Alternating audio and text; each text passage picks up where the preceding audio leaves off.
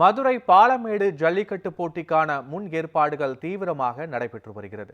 இது குறித்தான முழுமையான விவரங்களோடு எமது செய்தியாளர் மாரிமுத்து இணைப்பில் இருக்கிறார். வணக்கம் மாரிமுத்து, முழுமையான விவரங்களை நீங்க பதிவு பண்ணலாம். பத்மநாபன், தமிழ்நாடு அரசு கடந்த சோதனை மூலம் இத்தனைக்கு முன்னாடி அறிவிச்சிருந்தாங்க. ஜல்லிக்கட்டு எப்படி நடைபெறும் சொல்லி வழிகாட்டு முறை அறிவிச்சிருந்தாங்க. அரசாணையும் வெளியிருந்தாங்க.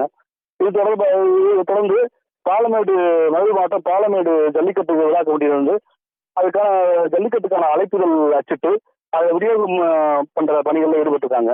அதுல தொடர்ந்து பாலமேடு ஜல்லிக்கட்டு வாடிவாசல், அதனுடைய ஆடுகளம், அந்த மஞ்சமலை ஆற்று பகுதியை சுத்தம் பண்ணி தயார்படுத்திட்டு இருக்காங்க.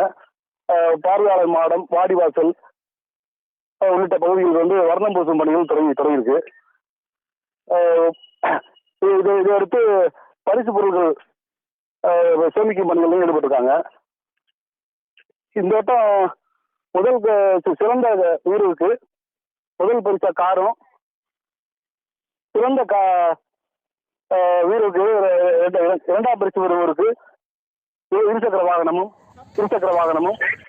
சிறந்த காளைக்கு இருசக்கர வாகனம் பரிசும், இரண்டாவது காளைக்கு நாட்டு பசுமாடும் கன்றுக்குட்டியும் வழங்கியிருக்காங்க சார்.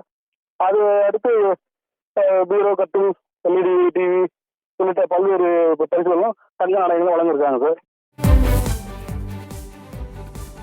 முழுமையான விவரங்களுக்கு நன்றி மாரிமுத்து.